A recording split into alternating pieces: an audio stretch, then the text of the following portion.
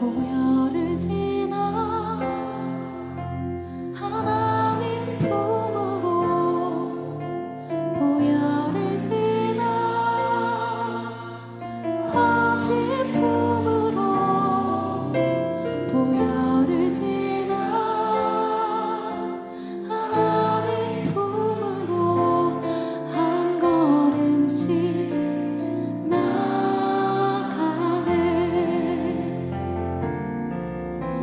보혈을 지나 하나님 품으로 보혈을 지나 아버지 품으로 보혈을 지나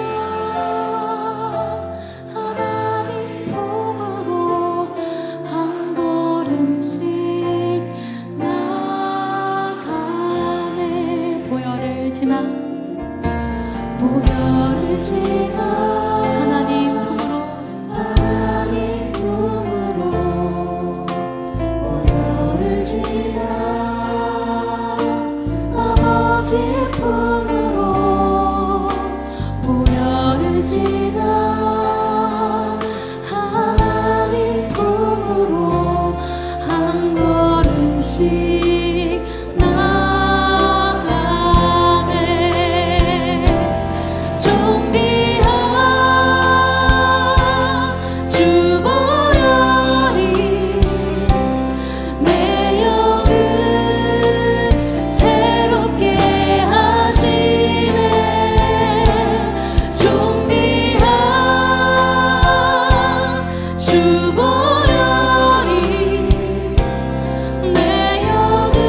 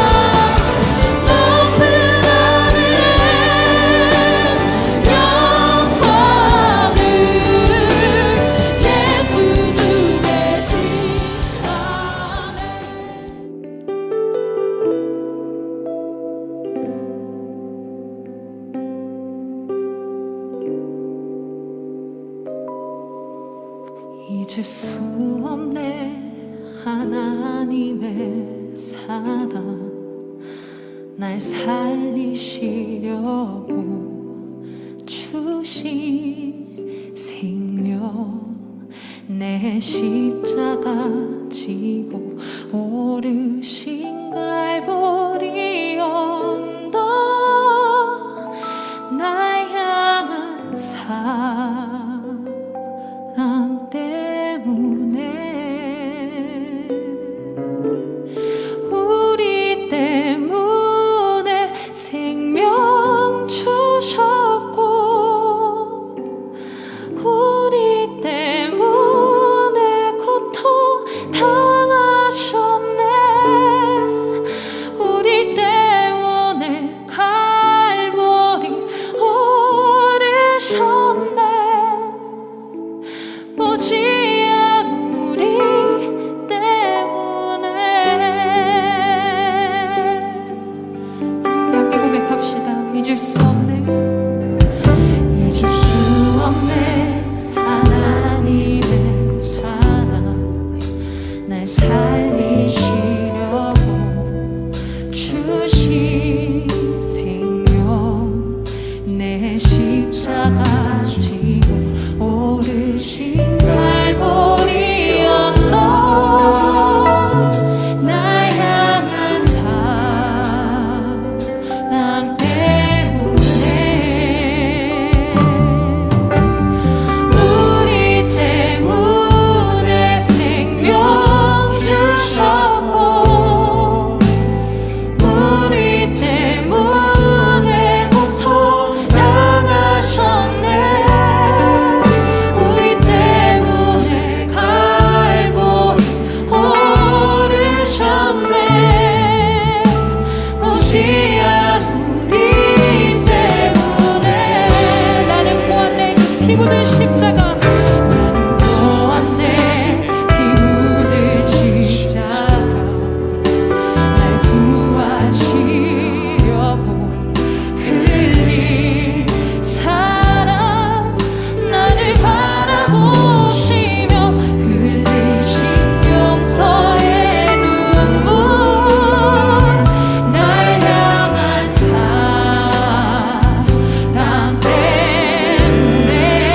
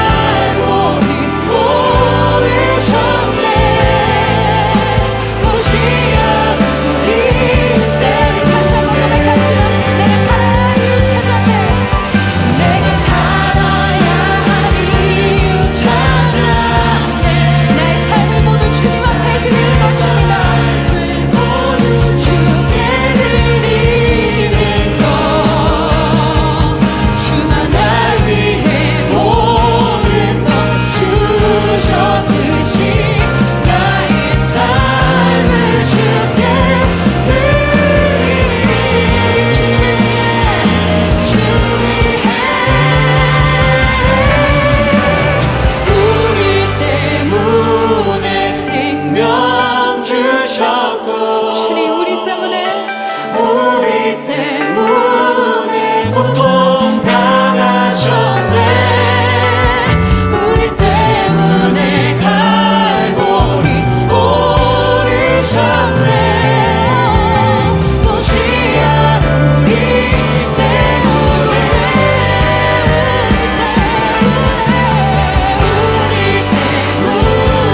생명 주셨고 고통 당하셨네 우리 때문에 갈보리 오르셨네 무지한 우리 때문에 주님께서 십자가 주셨고 우리 때문에 십자가 지셨고 죽음당하셨네 우리 때문에 죽음 당하셨네 우리 때문에 모든 쏟으셨네 무지한 우리 때문에 무지한 우리 때문에 주님 무지한 우리 때문에 나 같은 죄인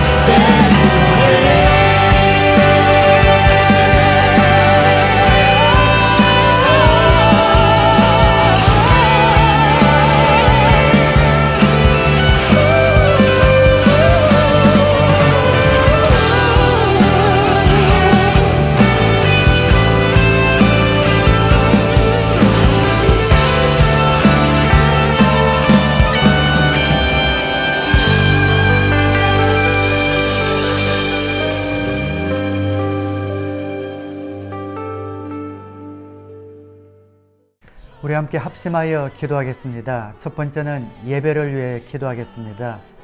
하나님의 임재하심을 경험하는 하나님의 음성을 듣는 귀한 예배가 되게 하여 주옵소서. 두 번째는 VIP를 위해서 기도합니다. 우리 목장에 VIP 명단이 확보되게 하시고 섬기고 기도할 수 있는 VIP가 우리 목장에 있게 하여 주옵소서. 세 번째는 하나님을 만나 아뢰고 싶은 가장 간절한 나의 기도 제목 한 가지, 세 가지 기도 제목을 가지고 우리 함께 소리내어 합심으로 기도하시겠습니다. 살아계신 아버지 하나님, 오늘을 감사합니다. 복된 날까지 주셔서 감사합니다. 하나님이 임재하시니 경험하는 예배가 되게 하여 주옵소서. 우리 가운데 임재하여 주셔서 하나님의 영광을 나타내 주옵소서. 하나님의 음성을 듣는 귀한 예배가 되게 하여 주옵소서. 각 목적마다 숨기고 기도하는 계획 명단이 확보되게 하여 주옵소서. 주님, 목장의 누구를 구원하는 귀한 처소가 되게 하여 주시고 귀한 공장이 되게 하여 주옵소서. 아버지 하나님, 계획들을 향한 모든 귀한 열정으로 불타오르는 목장들을 가질 수 있도록 하나님 인도에 하여 주옵소서. 주님 앞에 나왔습니다. 우리의 생명을 주님 누리게 주셔서 하나님을 만나야만 해결 될 수 있는 간절한 기도의 제목을 가지고 주님 앞에 나왔사옵니다. 예배를 통하여 우리 마음 가운데 필요한 모든 것들을 주님 채우시고 응답하여 주옵소서. 빛되신 주님을 보며 우리의 영과 흥과 치유되게 하시고 회복되게 하시고 새 힘없는 위한 시간 되게 하여 주옵소서. 사랑하는 되시는 예수님 이름으로 간절히 기도드립니다.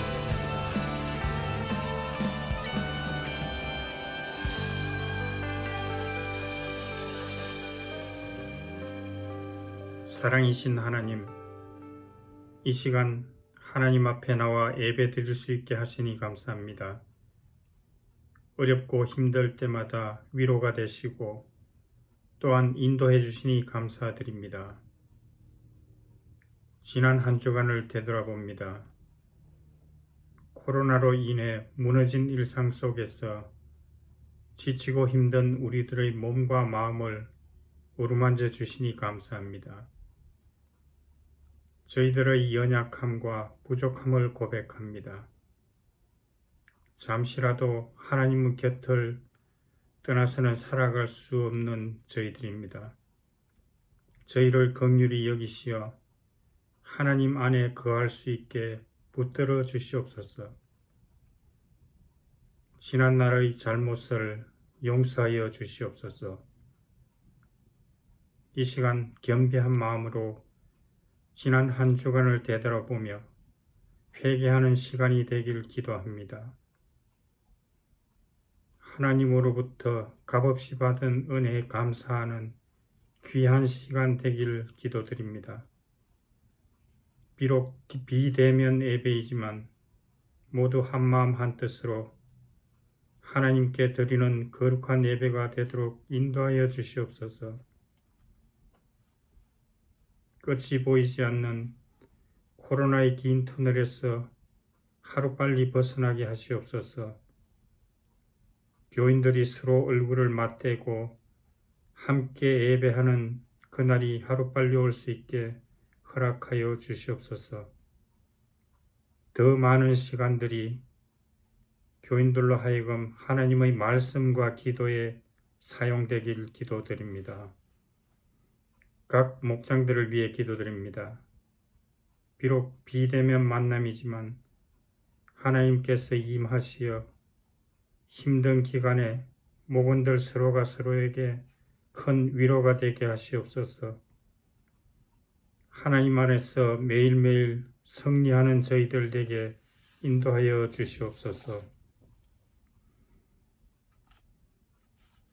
힘들 때 하나님과 더 가까이 갈 수 있는 귀한 시간 되게 하시옵소서. 하나님, 지금 이 시간에도 육체적으로 정신적으로 여러 가지 어려움에 있는 성도들이 있습니다. 필요한 것들을 채워주시고 지친 영혼들을 위로하여 주시옵소서. 나날이 새로워지고 회복이 일어나게 하시옵소서. 하나님 아버지, 말씀을 따르는 삶, 실천하는 삶이 될 수 있도록 인도하여 주시옵소서. 또한 사탄의 공격으로부터 저희들을 온전히 지켜 주시옵소서. 말씀을 전하시는 이현진 목사님, 또한 듣는 저희들 모두 성령과 은혜로 충만하게 하시고 전하시는 말씀들이 각 심령들을 깨달음과 회개로 이끌어 주시옵소서. 소망을 잃지 않는 저희들 에게 인도하여 주시옵소서. 출타 중인 교인들이 있습니다. 어디에 있든지 함께하여 주시고 각자가 머무는 곳이 주님의 말씀을 실천하는 현장이 되게 하시옵소서. 이 모든 말씀 우리 주 예수 그리스도 이름으로 기도드립니다. 아멘.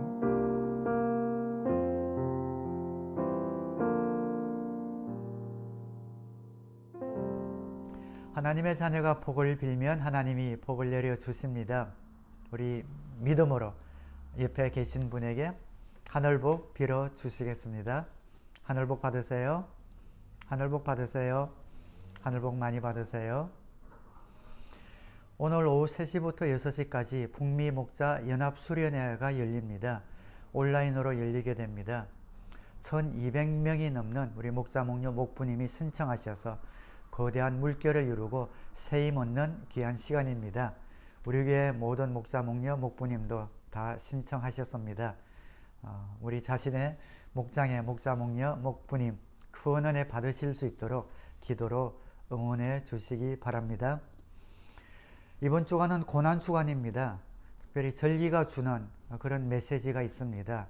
이번 한 주간은 특별히 오락이나 미디어도 삼가시고 가능하면 하루 한 끼 금식하시면서 우리 주님의 고난에 동참하는 귀한 주간 되시기를 바랍니다. 다음 주일은 부활주일입니다. 교회 연합으로 부활주일 연합예배가 또 온라인으로 저녁 7시 30분에 있습니다. 링크는 다음 주에 다시 한번 광고해 드리도록 하겠습니다. 부활절 절기 헌금을 드리실 분은 이 트랜스퍼에 이스터라고 표기해 주시면 되겠습니다. 우리 교회 각 목장에 후원하고 기도하는 선교지들이 다 있지요. 오늘은 밴쿠버 미랄 선교회 선교하시는 이상현 목사님이 팬데믹 기간에도 우리 미랄 선교회가 지나오는 날들을 또 사역하고 있는 것들을 간단하게 영상으로 만들어 보내주셨습니다. 우리 함께 시청하고 주님 앞에 예물 봉헌하도록 하시겠습니다.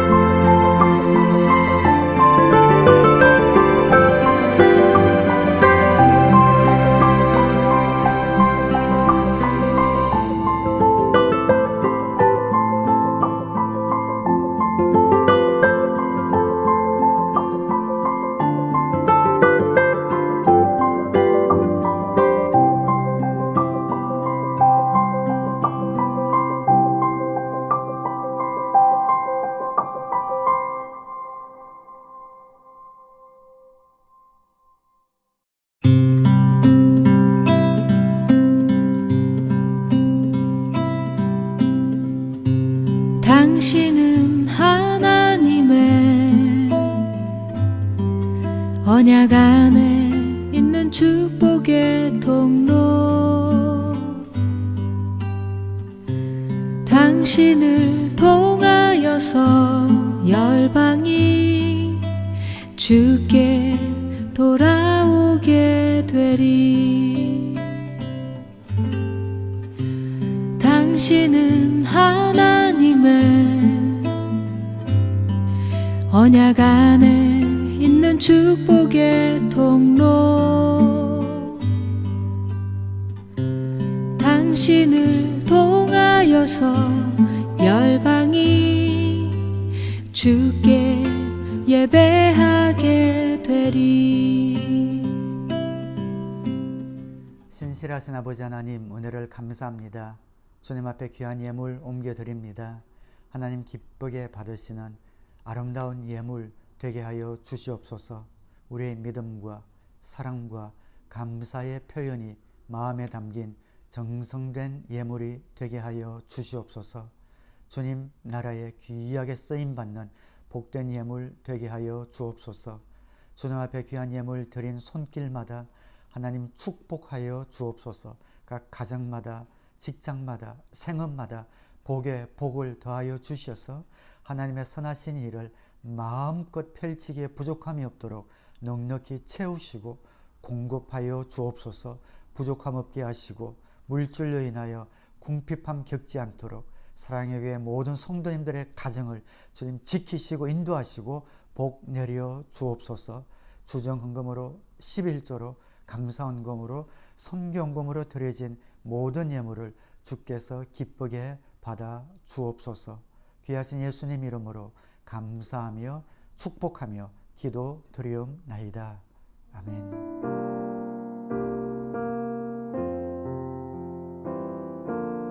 안녕하세요. 저는 거달라 목장의 김기태 형제입니다. 오늘 본문 말씀은 고린도전서 11장 17절에서 27절입니다.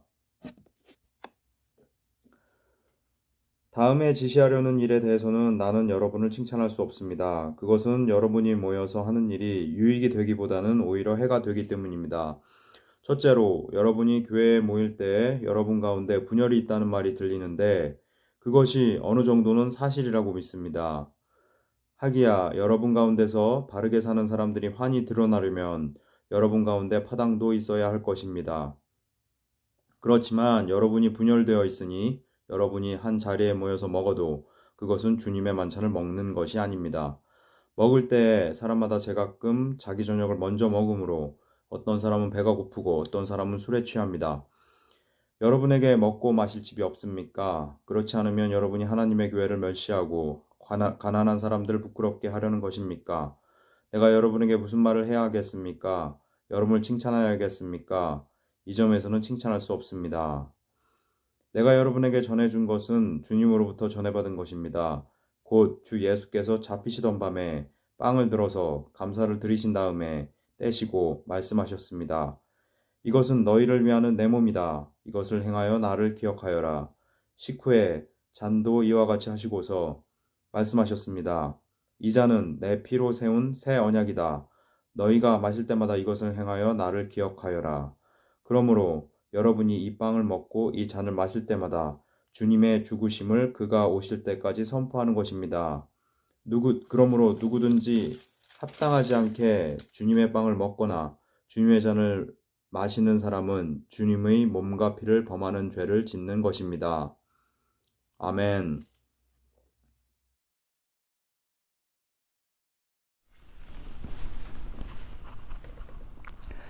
고린도전서 강의 11장 전반부에는 남녀유별이라는 주제가 지난주에 나왔었습니다. 동등하나 동일하지 않다라는 주제였죠. 11장 후반부에는 오늘 나누는 주의 만찬에 관한 그런 내용입니다. 고린도 교인들이 주의 만찬을 행하긴 행하는데 그 의미를 잘못 알고 잘못 행하고 있었습니다. 그래서 바울이 그들이 행하는 주의 만찬에 대하여 강력하게 책망하고 그 의미를 일깨워주고 있는 것이 오늘 내용입니다.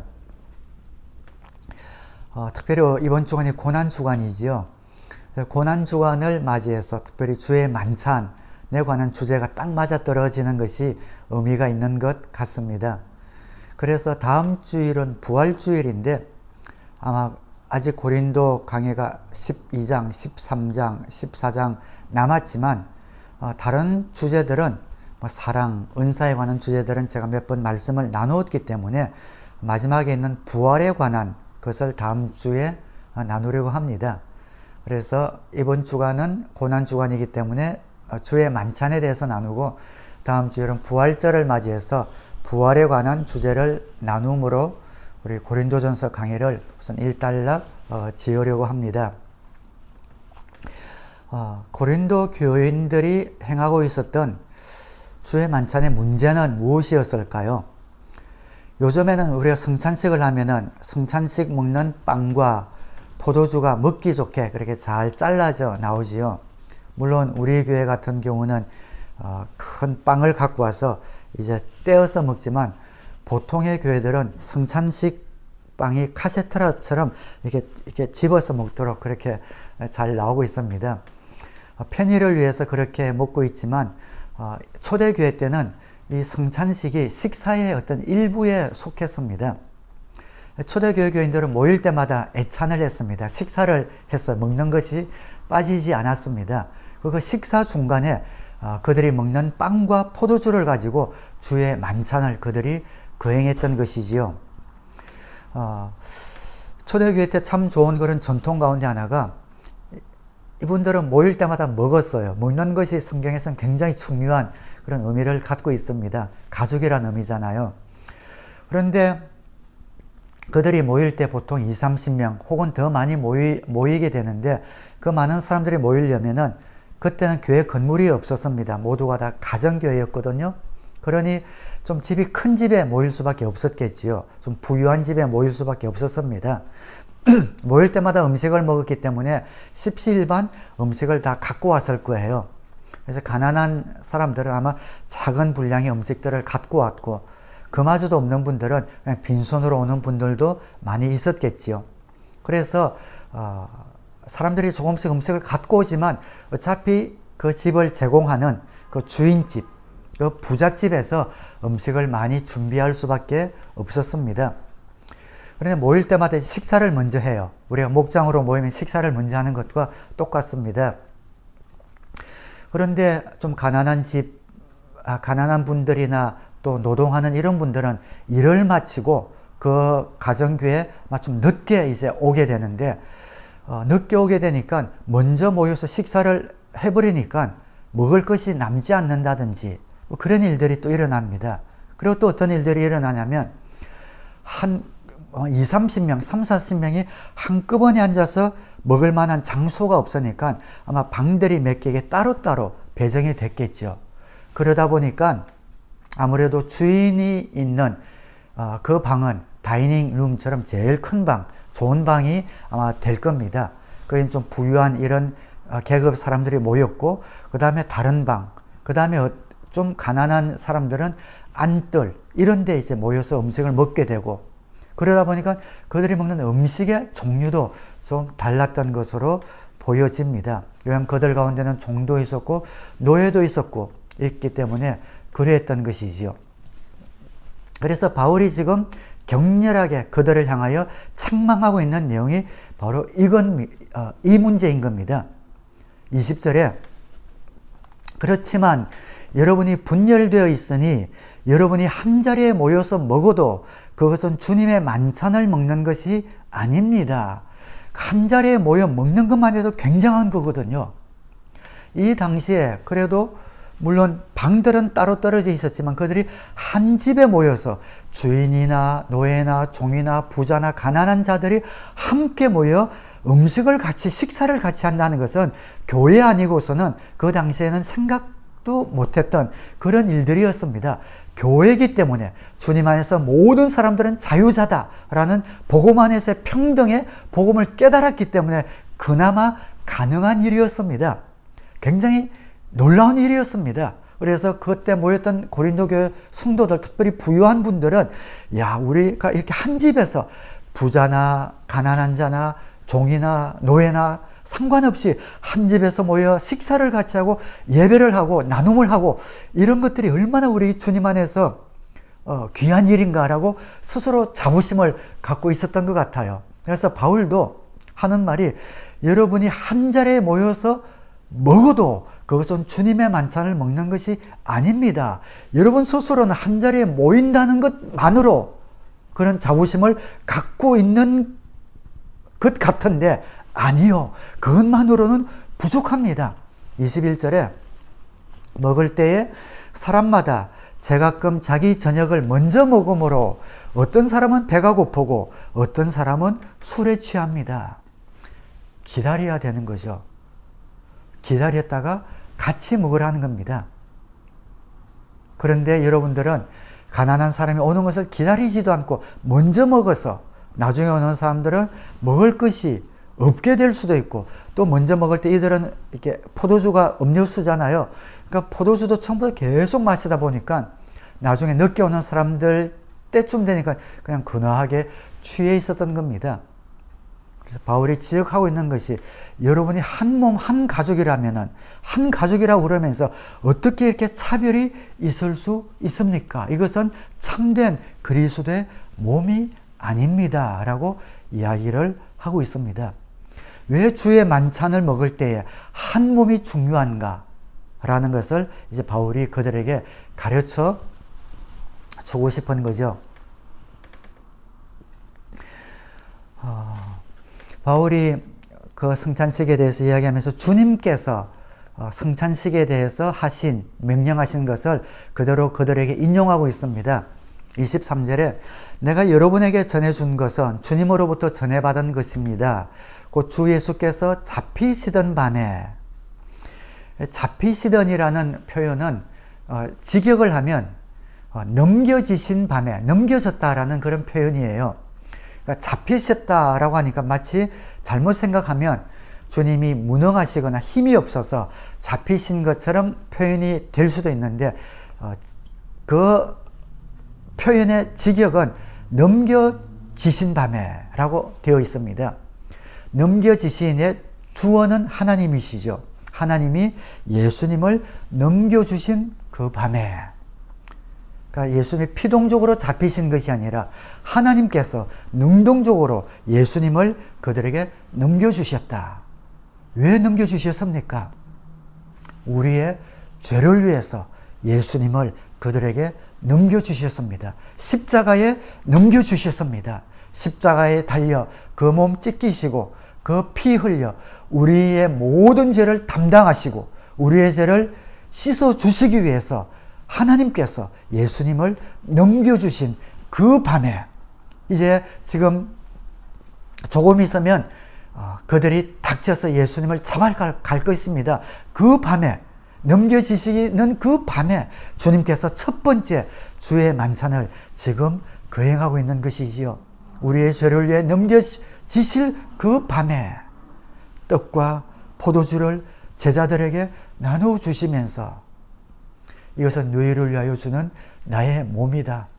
이것은 너희를 위하여 주는 나의 피다. 이것을 먹고 마실 때마다 나의 죽음을 기억하고 기념하라 라고 말씀하시면서 그들에게 주님의 몸과 피를 나눠주고 있는 겁니다. 24절에 감사를 드리신 다음에 떼시고 말씀하셨습니다. 이것은 너희를 위하는 내 몸이다. 이것을 행하여 나를 기억하여라. 식후에 잔도 이와 같이 하시고서 말씀하셨습니다. 이 잔은 내 피로 세운 새 언약이다. 너희가 마실 때마다 이것을 행하여 나를 기억하여라. 새 언약이다. 빵과 포도주를 주시면서 이 잔은 내 피로 세운 새 언약이다. 주님께서 주의 만찬을 통하여 새 언약을 약속하셨습니다. 그 새 언약은 예레미야 31장에 예언된 그런 새 언약이죠. 예레미야 31장 31절에 보면 그때가 오면 내가 이스라엘 가문과 유다 가문의 새 언약을 세우겠다. 나 주의 말이다. 이것은 내가 그들의 조상의 손을 붙잡고 이집트 땅에서 데리고 나오던 때에 세운 언약과는 다른 것이다. 내가 그들의 남편이 되었어도 그들은 나의 언약을 깨뜨려 버렸다. 나 주의 말이다. 그러나 그 시절이 지난 뒤에 내가 이스라엘 가문과 언약을 세울 것이니 나는 나의 율법을 그들의 가슴 속에 넣어주며 그들의 마음판에 새겨 기록하여 나는 그들의 하나님이 되고 그들은 나의 백성이 될 것이다. 나 주의 말이다.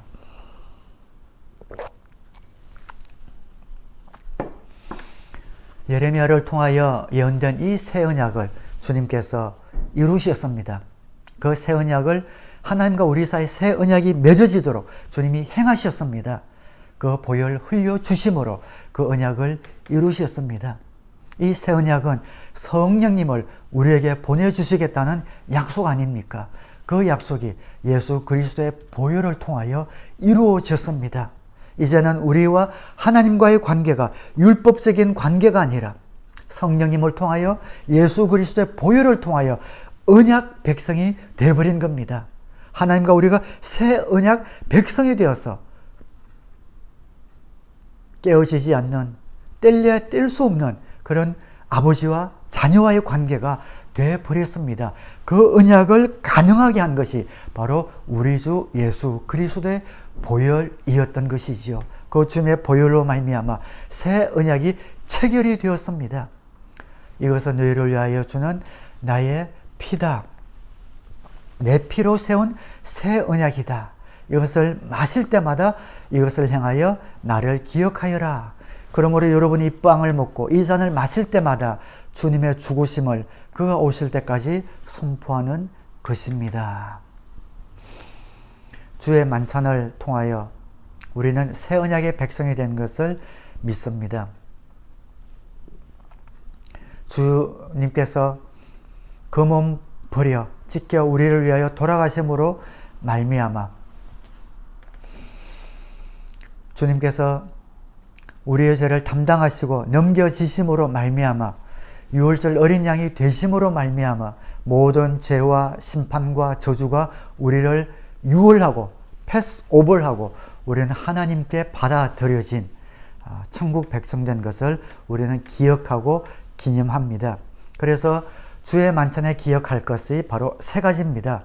과거와 미래와 현재 세 가지를 우리는 기억하면 됩니다. 첫 번째는 과거, 주님께서 나를 위하여 십자가에 달려 돌아가신 것을 돌아보며 기억하고 기념하는 것이지요. 주님의 죽으심을 그가 오실 때까지 선포하는 것입니다. 우리가 주님의 만찬에 참여할 때마다 우리 주님께서 나를 위하여 십자가에 넘겨지셔서 그 몸과 피 흘려 돌아가시고 나를 건져주신 그 구원의 사건을 돌아보는 것, 그것이 주의 만찬의 첫 번째 돌아보는 겁니다. 그리고 미래를 기대하는 것이지요. 26절에 그러므로 여러분 이 빵을 먹고 이 잔을 마실 때마다 주님의 죽으심을 그가 오실 때까지 선포하는 것입니다. 하나님의 아들 예수 그리스도께서 인간으로 이 땅에 오셔서 우리 죄를 위하여 십자가에서 돌아가시고 부활하시고 승천하셔서 하나님 우편에 앉아 계시다가 언제인가 그의 백성들을 위하여 다시 오실 것을 믿으시는 우리 성도님들은 아멘으로 화답하시기 바랍니다. 아멘. 그렇습니다. 그것을 우리가 믿고 기대하는 겁니다. 팬데믹으로 말미암아 우리 주의 만찬을 거행하지 못한 지도 1년이 넘었습니다. 그립지요. 우리가 주의 만찬에 다시 모여 함께 거행하는 날 우리는 그것을 기억하고 기념하는 겁니다. 빵과 잔을 먹고 마시면서 우리 주님께서 나를 위하여 돌아가셔서 모든 죄를 대속하여 주셨구나. 그 주님께서 부활하시고 승천하셔서 나를 데리러 다시 오시는구나. 그 두 가지를 기억하고 기념하는 겁니다. 그리고 마지막 세 번째, 고린도 교인들이 실패했던 문제이기도 합니다. 현재를 돌아보며 우리가 기억하는 것이 하나 있습니다. 그것이 무엇인가 하면 이웃과의 관계를 살피는 겁니다. 의미 있는 성찬을 갖기 위해서는 셋째로 현재를 점검하는 겁니다. 고린도 교인들은 이 부분에서 실패해 버린 겁니다. 주님께서 이 떡은 너희를 위하여 주는 나의 몸이다 라고 했습니다. 주님의 몸이 무엇입니까? 교회입니다. 에베소서 1장 23절에 교회는 그리스도의 몸이요. 고린도전서 12장 27절에 여러분은 그리스도의 몸이요. 따로따로는 지체들입니다. 주님의 몸이 교회고 우리가 주님의 지체들입니다. 한 몸입니다. 그런데 고린도 교회 교인들은 그 음식을 먹을 때에 주님이 그들을 위해서 돌아가신 그 과거를 돌아보며 먹었습니다. 그 주님께서 부활하시고 승천하셔서 다시 오실 것을 믿고 먹었습니다. 그런데 그들은 주님의 몸인 그 교회, 부자나 가난한 자나 노예나 종이나 그들이 한 몸이 되어서 차등이 없이 서로 간에 연합하여 주님의 몸된 그 주의 만찬에 참여해야 하는데 따로따로가 되어버린 겁니다. 먼저 모인 사람은 뒤에 오는 가난한 사람을 생각하지 아니하고 먼저 모인 대로 그들의 먹을 좋은 음식들을 먹고 취해버리고 뒤에 온 사람들을 생각하지 않았습니다. 그들의 한 몸이 한 지체들인데 그들을 등한히 여겼고 그들은 분열되었고 찢어져 버렸습니다. 그래서 바울이 당신들은 주의 만찬을 잘못 거행하고 있는 겁니다. 주의 만찬은 주의 죽으심과 다시 오시는 것을 기억하고 기념하는 것뿐만이 아니라 주의 몸된 교회인 여러분들이 한 몸이 되어서 서로를 돌아보고 연합하고 사랑하는 것이 되어야만, 그것이 바로 주의 몸된, 주의 몸을 기억하는 주의 만찬을 올바르게 행하는 것입니다 라고 말씀하고 있는 것이지요. 28절에 그러니 각 사람은 자기를 살펴야 합니다. 그런 다음에 그 빵을 먹고 그 잔을 마셔야 합니다. 우리가 주의 만찬을 거행할 때에 과거와 미래뿐 아니라 주님께서 우리에게 하나 되어 하나님의 하나님 되심을 알게 하라고 주신 사랑하는 지체들 간의 연합을 살펴야 합니다. 한 몸, 그리스도의 몸인 우리 교회의 모든 지체들을 살피면서 그 이웃과의 관계 속에서 막힌 것이 없는지, 내가 원망하고 불평하고 있는 것은 없는지, 미움은 없는지 그것을 살펴야 합니다. 그러니 각 사람은 자기를 살펴야 합니다. 그런 다음에 그 빵을 먹고 그 잔을 마셔야 합니다. 자신을 살핀다는 말이 무슨 말일까요? 어떤 분들은 내 삶에 지난 한 주간 살면서 죄를 짓거나 좀 깨름직한 면이 있으면 나를 살펴서 주의 만찬에 참여하지 않아야 된다라고 생각하는데 그런 의미는 아닙니다. 그러면 누구도 주의 만찬에 참여할 만한 사람이 없습니다. 완전한 크리스찬의 삶을 사는 사람만 성찬식에 참여한다면 그 성찬식에 참여할 수 있는 사람은 몇 되지 않을 겁니다. 오히려 주님의 뜻대로 우리가 살지 못하고 있으니까 뜻대로 살 수 있는 은혜를 받기 위해 주의 만찬에 더 참여해야지요. 여기에서 살핀다고 하는 의미는 우리를 살펴서 죄가 있는가 잘못한 것이 있는가 이것을 살피라는 의미는 아닙니다. 오늘 바울이 고린도 교인들을 향해서 여러분을 살피십시오라는 말은 고린도 교회 안에 있는 그 상황을 보고 우리가 이해를 해야 합니다. 여러분 주위를 살펴보십시오. 여러분 부자들이요, 여러분 주위를 살펴보십시오. 아직까지 여러분의 한 몸인 그 지체들인 그 가난한 사람들이 아직 오지도 않았는데 여러분이 먼저 그 만찬을 행하면서 흥청망청 먹고 마시면서 취하고 있습니까? 이것이 어떻게 하나된 주님의 연합된 몸을 여러분이 주의 만찬을 거행하는 것입니까? 그 이웃들을 살피라는 겁니다. 그들은 그 몸을 상징하는 떡을 먹음으로, 음식을 먹음으로 우리는 그리스도의 지체로서 한 몸을 이루고 있다라고 고백하는데, 하나라고 고백하는데 여러분의 한 몸인 그 지체가 지금 어디에 있단 말입니까? 여러분 그것을 살피시기 바랍니다 라고 이야기를 하고 있는 것이지요. 그래서 11장 마지막 절에 보면 그들에게 기다리십시오. 그들이 올 때까지 기다려서 한 몸이 될 때 그때 비로소 만찬을 거행하십시오 라고 이야기를 하고 있는 겁니다. 그래서 바울이 오늘 고린도 교인들에게 주의 만찬에 대해서 굉장히 강조하고 있는 분이 바로 현재 이웃과의 관계를 살피라는 겁니다. 그리스도의 몸인 빵을 우리에게 떼어주면서 먹으라고 하는 것이 주의 만찬인데 그 몸을 여러분들이 지키지 않고 각자가 먼저 그 음식을 먹음으로 말미암아 분열되어 있으니 여러분이 지금 주의 만찬을 지킨다고 하는 이 자체가 오히려 주의 몸을 분열하고 시키고 있는 것이 아니겠습니까? 라고 이야기를 하고 있는 것이지요. 사랑하는 여러분, 주의 만찬은 주의 만찬 자체로서 이런 놀라운 메시지를 갖고 있습니다.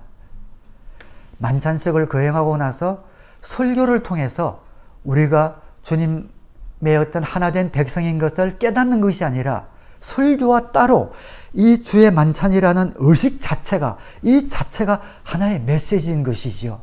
이 주의 만찬을 거행하는 이 자체가 우리는 하나된 연합된 주의 몸이다. 이 주의 떡을 함께 먹고 이 잔에 찬미하는 모든 그 손들, 그 손, 그 모든 지체들이 바로 한 몸이구나. 그리스도의 몸이구나. 나와 한 몸이구나라는 메시지 자체라는 겁니다. 그런데 그 주의 만찬에 임하면서 내 마음 가운데 형제를 미워하고 그 사이에 걸림돌이 있다면은 그 관계들을 먼저 살피라라고 오늘 바울이 이야기를 하고 있습니다. 여러분, 제가 이렇게 자꾸만 강조하려고 하는 강조점을 여러분 아시겠지요? 예수님도 제사를 드리려다가 미워하는 사람, 화목하지 못한 사람이 생각나면 어떻게 하라고요? 제사 먼저 지내고 가서 화해하라고요? 아니죠. 먼저 가서 화해하고 와서 제사 지내라. 마태복음 5장 23절에 보면 그러므로 내가 제단에 제물을 드리려고 하다가 내 형제나 자매가 내게 어떤 원한을 품고 있다는 생각이 나거든 너는 그 제물을 제단 앞에 놓아두고 먼저 가서 내 형제나 자매와 화해하여라. 그런 다음에 돌아와서 제물을 드려라. 이만큼 예수님은 우리가 하나 되는 것을 중요하게 여기고 계십니다. 바울은 고린도 교회 교인들이 이러한 주의 만찬을 가볍게 대하는 것에 대하여 강한 표현을 써서 강력하게 그래서 경고하고 있는 것이죠. 우리가 먼저 모여서 음식을 좀 먼저 먹는 것이 뭐 어때? 가볍게 생각했을지 모릅니다. 그런데 그것에 대하여 바울은 강력하게 27절에 그러므로 누구든지 합당하지 않게 주님의 빵을 먹거나 주님의 잔을 마시는 사람은 주님의 몸과 피를 범하는 죄를 짓는 것입니다. 29절에 몸을 분별함이 없이 먹고 마시는 사람은 자기에게 내릴 심판을 먹고 마시는 것입니다. 더 나아가서 여러분 가운데 아픈 사람이 많고 일찍 죽는 사람이 많은 이유가 여러분이 이렇게 주의 만찬을 가볍게 소홀히 여겼기 때문입니다 라고까지 경고를 하고 있지요. 30절에 이 때문에 여러분 가운데는 몸이 약한 사람과 병든 사람이 많고 죽은 사람도 적지 않습니다. 바울이 이처럼 강력하게 그들에게 경고하고 있는 이유는 무엇인가? 주의 만찬이 하나님께 이처럼 중요하게 된 것은 하나 되는 것이 너무나 중요하기 때문에 그렇습니다. 예수님이 돌아가시기 바로 그 전날 밤 12 제자들과 함께 첫 주의 만찬을 가지실 때 너희들이 하나 될 때에 그때 비로소 너희들이 나의 제자인 정표가 된다라고까지 말씀하지 않으셨습니까? 요한복음 17장 21절에 아버지께서 내 안에 계시고 내가 아버지 안에 있는 것과 같이 그들도 하나가 되어서 우리 안에 있게 하여 주십시오. 그래서 아버지께서 나를 보내셨다는 것을 세상이 믿게 하여 주십시오. 기도하시지요. 하나 되는 것을 보아서 우리가 주님의 제자라는 정표가 되는 것입니다. 하나님이 저와 여러분에게 귀한 지체들을 주셨습니다. 귀한 성도님들, 형제 자매들을 주셨습니다. 우리가 주의 만찬에 임할 때마다 과거와 미래뿐 아니라 현재 이웃과의 관계를 살피고 막힌 것이 있다면 하나님 앞에 회개하고 고백하여 그 주의 만찬에 우리는 임하여 주님 주시는 은혜를 아낌없이 우리는 받아야 할 것입니다. 나니아 연대기 또 순전한 기독교를 쓴 C.S. 루이스라는 문학가가 있죠. 그의 친한 친구 중에 한 명은 반지의 제왕을 쓴 톨키인이라는 또 문학가입니다. 그리고 이 두 명과 함께 삼총사를 이루는 또 한 분이 찰스 윌리엄스라는 문학가, 이 세 명이 굉장히 깊은 우정을 나누었던 것 같습니다. 그런데 그 중에 한 명인 찰스 윌리엄스가 제2차 세계대전 직후에 돌연사합니다. 죽게 됩니다. 그래서 C.S. 루이스가 찰스 윌리엄스를 기리면서 우정이라는 그런 에세이를 발표하게 되는데 참 기가 막힌 표현이 하나 나와요. 제가 그 표현을 그대로 한번 읽어보겠습니다. 이제 윌리엄스가 죽었으니 윌리엄스 특유의 농담에 대한 톨킨의 반응을 다시는 볼 수 없게 되었다. 윌리엄스가 떠난 지금 톨킨은 내 차지가 되었건만 내가 누릴 톨킨은 더 많아지기는커녕 오히려 더 줄어들었다. 참 기가 막힌 표현이지요. 그 삼총사가 깊은 우정을 나누다가 한 명이 먼저 죽었습니다. 그러니 C.S. 루이스가 하는 말이 윌리엄스가 죽음으로 말미암아 윌리엄스의 유머에 대한 톨킨의 특유한 반응을 나는 이제는 더 이상 볼 수 없게 되었다. 윌리엄스가 죽음으로 톨킨은 온전히 나의 독차지가 될 줄 알았는데 오히려 내가 차지하는 톨킨은 이전보다 더 적어졌다. 우리 각각은 각 개인이 있기 때문에 그 개인으로 말미암아 우리 자신이 빛나는 것을 깨달았다. 그것이 공동체라는 겁니다. 참 기가 막힌 표현인 것 같습니다. 우리는 우리 주위에 마음에 들지 않거나 미운 사람이 있으면 어디 가버렸으면 없어져 버렸으면 하지요. 그러나 각자가 모여서 그 각자로 인해서 빛나는 그러한 기쁨과 행복과 또 공동체의 그런 충만함이 있다라는 것이죠. 하나님이 우리 사랑의 교회 보내주신 모든 사랑하는 형제 자매님들 한 분도 빠져서는 안 되는 귀중한 우리와 한몸된 지체들입니다. 그 각 개인 한 분 한 분 때문에 우리 자신이 빛날 수가 있는 겁니다. 그래서 우리가 주의 만찬에 임할 때에 나를 위해서 돌아가신 과거에 돌아가신 주님을 기억할 뿐 아니라 다시 오실 예수님을 기대할 뿐 아니라 우리에게 주신 사랑하는 지체들 한몸된 사랑하는 우리 형제 자매들을 사랑하고 용납하는 그런 마음으로 주의 만찬에 임할 때에 그때 비로소 이 만찬을 통한 새 언약의 기쁨과 그 능력과 은혜가 고스란히 저와 여러분의 것이 될 줄 믿습니다. 제가 오래전에 올랜도 비전교회 집회 초청을 받아 간 적이 있습니다. 그때 김인기 목사님이 집회 후에 저를 관광지를 한 군데 구경시켜 주셨는데 올랜도에는 테마파크가 굉장히 많잖아요. 그 중에 홀리랜드라는 곳입니다. 2000년 전 예루살렘의 모습을 그대로 옮겨 놓은 듯한 그런 파크예요. 예수님의 모든 행적들을 돌아볼 수 있는 정말 감동적인 곳이었습니다. 마지막에는 예수님이 십자가에 달려 돌아가시고 돌 무덤이 굴려지면서 저 위에서 예수님 부활하시는 천사들 보면 부활하시는 장엄한 장면을 배우들이 나와서 연극도 하는 그런 뮤지컬처럼 하는 그런 정말 인상 깊었던 파크예요. 그런 장엄한 장면들이 굉장히 많았는데 저에게 가장 감동적인 장면은 어디였냐면은 성만찬을 행하던 곳이었습니다.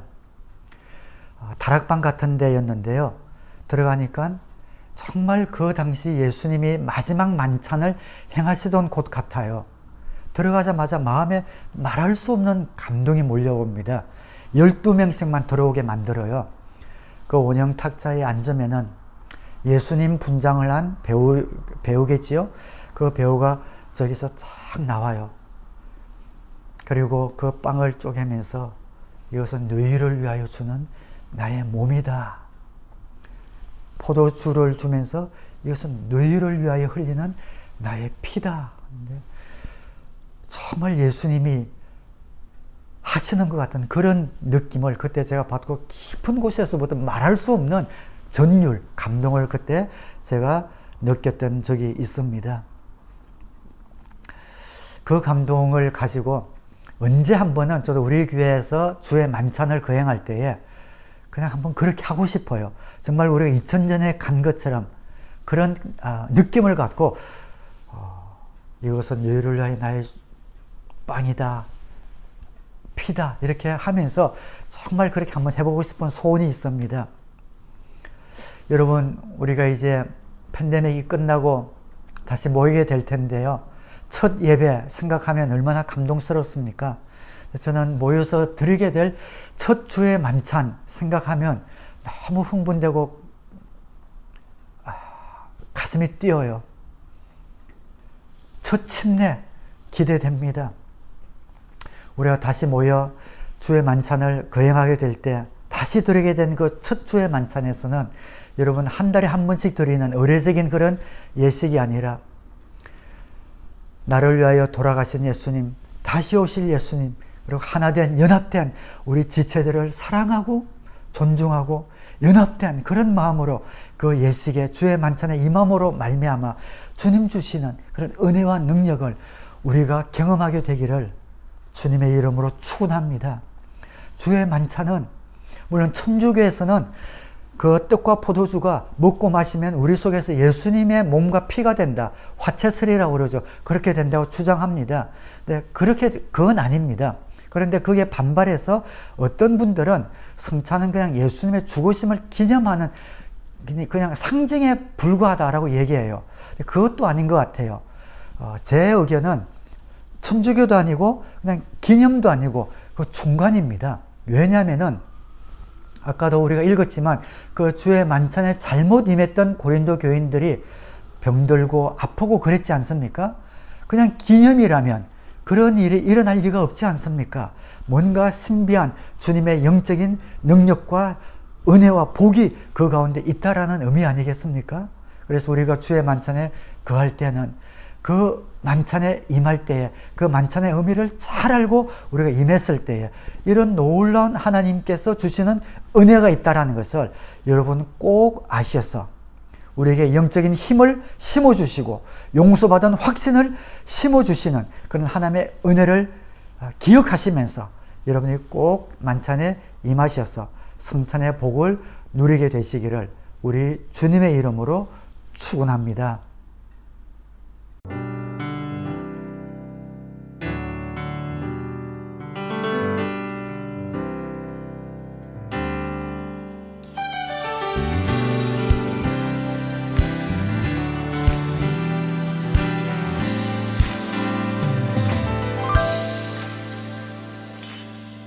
주의 이름 높이며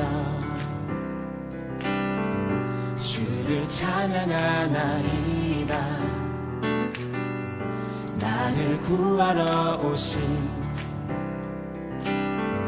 주를 기뻐하나이다.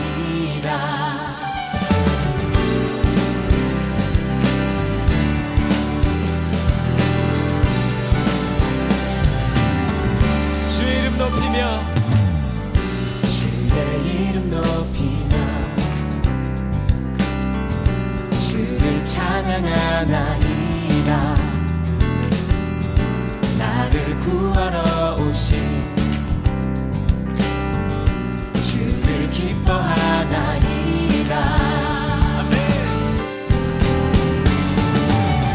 하늘 영광 버리고 이 땅 위에 십자가를 지시고 죄사했네.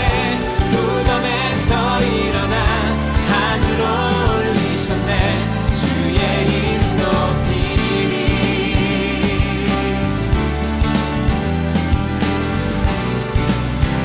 다시 한번 찬양합니다. 주의 이름 높이며 주의 이름 높이며 주를 찬양하나이다. 나를 구하러 오신 주를 기뻐하나이다. 하늘 영광 버리고 이 땅 위에 십자가를 지시고 죄사했네. 무덤에서 일어나 하늘로 올리셨네. 주의 이름 높이리. 하늘 영광 버리고 이 땅 위에 십자가를 지시고 죄사했네. 무덤에서 일어나 하늘로 올리셨네. 주의 이름 높이리.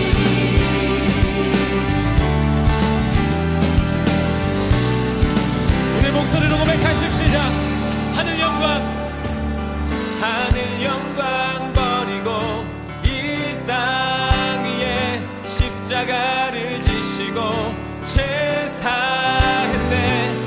무덤에서 일어나 하늘로 올리셨네. 주의 이름 높이리.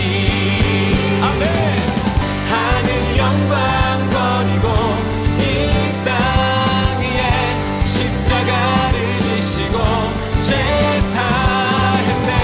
무덤에서 일어나 하늘로 올리셨네. 주의 이름 높이리.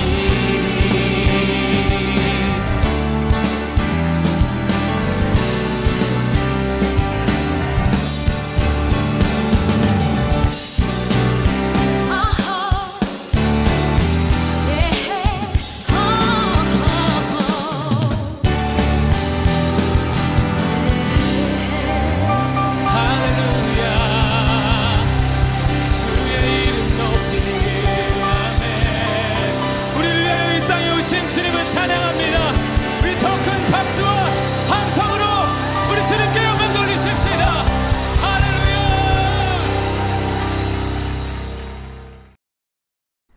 이제는 우리를 위해 몸 주시고 피 흘려 주신 우리 주 예수 그리스도의 은혜와 아버지 하나님의 크신 사랑하심과 성령님의 교통하시고 인도하심이 오늘 예배에 참석한 사랑하는 모든 주님의 백성들 머리 위에 이제로부터 영원토록 함께 하시기를 간절히 축원하옵나이다.